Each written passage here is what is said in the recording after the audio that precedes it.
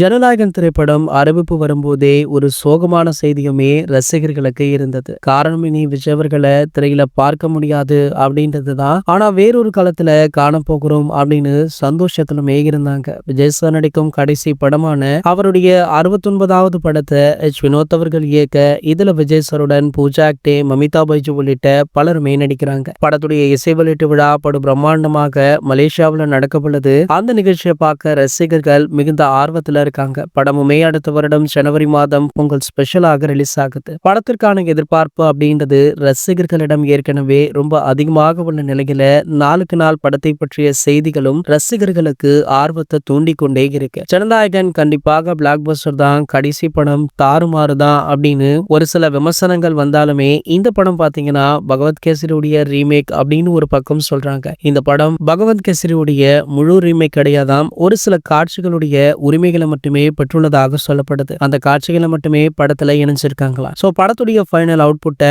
அண்மையில தான் படக்குழு பார்த்திருக்காங்களாம். சோ படக்குழுவுடன் தளபதி விஜய் அவர்களுமே இந்த படத்தை பார்த்துட்டு வேற லெவல்ல வினோத் அவர்களை புகழ்ந்திருக்காராம். சோ கண்டிப்பாக பாத்தீங்கன்னா ஒரு ஆக்ஷன் என்டர்டைன்மெண்ட் படமாக இந்த படம் இருக்கும் அப்படின்னு சொல்லப்படுது. அதே சமயம் சமூகத்திற்கு தேவையான பல கருத்துக்களும் பல அரசியல் வசனங்களுமே இந்த படத்துல இடம்பெற்றுள்ளதா. சோ இதுவரைக்குமே வெளியான விஜய் சார் படங்களை போல இல்லாமல் சற்று வித்தியாசமாக இந்த படத்தை வினோத் அவர்கள் கொடுத்திருக்காரா. சோ இது ஒரு பக்கம் இருக்க, படத்துடைய வியாபாரமுமே ஒரு பக்கம் சூடுபிடிக்க ஆரம்பிச்சிருக்கு. தமிழகத்துடைய உரிமையை ரெட் ஜெயின்ஸ் கைப்பற்ற உள்ளதாக ஒரு பேச்சு இருந்துட்டு இருந்தாலுமே அண்மையில பல விநியோகஸ்தர்களுக்கு இந்த படமுமே போட்டு காட்டப்பட்டிருக்கா. சோ இந்த படத்தை நம்ம உதயநிதி அவர்கள் கூட பார்த்திருக்கலாம் அப்படின்னுமே சொல்றாங்க. இது போன்ற செய்திகளை பற்றி நீங்க உடனே தெரிஞ்சுக்க நம்மளுடைய சேனலை மறக்காம சப்ஸ்கிரைப் பண்ணிக்கோங்க.